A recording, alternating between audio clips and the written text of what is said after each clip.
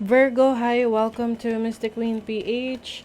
At ito ang inyong weekly reading for August 18 to 24, 2025. So if you're interested in private readings, meron tayong link sa description at sa pinned comment. Paka-check na lang information kung paano mag-book for a private reading. And please subscribe to our channel to show your support. Like, share this video at comment na rin kayo kung kayo ay naka-resonate. Okay, let's see. What's the energy for you, Virgo, ngayong week na to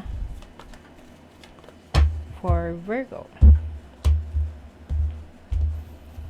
Okay, overall energy, possible challenge, opportunity, blessing. Bottom of the deck is the Three of Coins. So, merong expansion, merong pag-unlad, may progress, may growth, especially in your career, your finances, your money. So, yung iba sa inyo, maaring kayo ay collaborating with others. May mga nakakatrabaho kayo, nakakasama kayo para sa isang goal or project ninyo, whether this is sa trabaho nyo, sa business, or kung ano pa yung iba nyong pinagkakaabalahan. Meron ditong transformation, no? Merong endings. Something that is no longer serving you. You are about to leave that situation. With the Seven of Coins as your overall energy, maaring may paghihintay na nangyayari, no? Maaring naghihintay ka na merong person na mag-effort sa'yo about your relationship with someone. Pwede rin namang mahinihintay kang progress pagdating sa trabaho, sa pera mo, sa career mo. And don't worry kasi it is finally happening, okay? Parating na tong hinihintay mo, no? The challenge is the Hanged Man. So, hindi na siya ngayon paghihintay. Nandun ka na sa point na you're about to experience yung iyong mga minamanifest, yung iyong wishes, yung wish fulfillment mo, meron na yan, no? The Hanged Man is also about having a different perspective in life. So, yung iba sa inyo, Virgo, kayo ay mas nagmamature. Yung maturity ninyo ay dahil sa mga experiences nyo in the past. Maaring may mga disappointments, no? Sa mga goals ninyo, yung mga gusto nyo ma-achieve pero hindi nyo nakukuha. But doon sa mga experiences nyo na yon, yun yung nagpatatag sa inyo. Kaya ngayon, ito na, nakukuha nyo na yung gusto ninyo. Ang blessing nyo kasi is transformation. Merong matatapos na sitwasyon. This can be a career, business, relationship na ang pagtatapos na to ay makakabuti para sa'yo. Kasi mag-o-open to ng mas maraming opportunities sa'yo. Queen of Cups, Seven of Wands. You are setting your boundaries, Virgo. You are focused on taking care of yourself, yung needs mo, and at the same time, ginagamit mo rin yung iyong abilities, mga kakayanan mo, para lalo mong mapaunlad yung sarili mo. Maaring meron kang mentor or someone who is taking care of you or nag-share ng knowledge and skills sa'yo para mas mapaunlad mo yung sarili mo. I think meron kang major decision na gagawin sa trabaho, sa career, or sa finances, no? Yung iba yung mga unhealthy habits nyo sa pera, ano nyo na yan, i-release nyo na yan. Maaring mas magiging maingat kayo sa pag-handle ng finances ninyo. Mas magiging disiplinado kayo sa pag-handle ng finances ninyo. Let us clarify. What is the Seven of Coins? The Strength card, yes. So, itong lakas, katatagan mo, yan yung asset mo. Dahil willing to wait ka, pinaghirapan mo, ineffortan mo, and now, it's time to harvest yung iyong mga napaghirapan, yung iyong mga ineffortan trinabaho.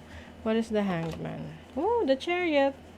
Ang ganda niya kasi ito kasing Hanged Man is about procrastination or pause or delays. Pero, clarify siya ni Chariot. So, talagang binavalidate niya yung pagtatapos ng paghihintay mo. Kasi the Chariot is about moving on, moving forward, moving to a new direction. So, yes, tapos na ang iyong paghihintay. Andito na, aarangkada ka na. Your opportunity is the Nine of Cups. Pwede rin may mga celebration, pagtitipon, pagsasalo-salo with your friends or family. You have the Four of Coins. So, yung iba sa inyo, family members to, mga kasama nyo sa bahay. Maari rin meron kang matutupad na wish pagdating sa sa pera na gagamitin mo para sa pagpapatayo ng bahay or pagbili ng bahay, pagbili ng properties. And yung iba sa inyo, kung meron kayong sinet na na goal ninyo para sa ipon ninyo, ayan, ma-achieve nyo na yung ipon na yan. Kaya ipagpatuloy nyo yung pagiging masinop sa pera. What is the Death card? Knight of Coins. So, this is financial stability. Having structure pagdating sa mga plano mo. Hindi mo siya minamadali, no? Kumbaga, slowly but surely. Yes. Yung transition na to, hindi to yung overnight na, ayan na, nag-transform na. It's a process na pagdadaanan mo. At yan yung magbibigay sa'yo ng stability. Okay, so tingnan natin yung energy ng money, career, finances. Money, career, finances for Virgo. Kaperahan. What's the energy? Oh, diba? Ten of Cups. Fulfillment, happiness, Ace of Swords. May good news na parating sa inyo. Yun nga lang, may mga merong mga taong competitive sa inyo. Maaring nakikita nila na you are doing well sa trabaho, sa career mo, sa finances mo, life in general, no? And maaring merong dyan, may magtatanong sa'yo. Maaring sabihin sa'yo, Virgo, anong ganap mo ngayon? Anong ginagawa mo? Anong trabaho mo? Or anong pinagkakakitaan mo? Share mo naman. Ganon. But, be careful sa pag-share ng maraming information kasi maaring, alam mo na, you have to protect your energy as well kasi meron ditong betrayal or parang someone who has not so good intentions pagdating sa career, trabaho mo, or sa business mo. So, protect your energies, okay? Sa love life naman, love life ng mga Virgo. Oh, wow. Okay. Virgo. Nakakaloka. Okay, iba sa inyo nasa third party situation. Pwede nga involved pa rito kaibigan or someone na close sa'yo eh. And it's painful kasi with the Three of Swords, talagang betrayal. Maaring hindi mo alam na nasa third party situation ka. Maaring hindi mo alam na merong iba pang person sa buhay ng person mo. And it's yung iba alam nyo, okay? At kinikerry nyo lang. Kumbaga, hinahayaan nyo lang. But, don't do that to yourself. Maaring yung iba sa inyo, you will finally break up or separate with this person. Siyempre, at the end of the day, ikaw yung mag-decide if worth it ba tong person na to. Kaya lang pag may mga ganyang betrayal, passion, Best possible decision. You will have the best possible decision sa mga choices na pipiliin mo. Whether this is a relationship, na itutuloy mo ba? Aalis ka ba dyan sa sitwasyon na yan? Kasi gusto mong ibalik yung peace and harmony sa buhay mo, katahimikan ng isip sa buhay mo. And I think itong passion na to is about your passion for your craft, for your career, for your business. Ano man tong nagbibigay sa'yo ng happiness, ng fulfillment. Yung iba naman, maaring kayo mismo yung nasa third party situation. Like, ikaw yung the other person.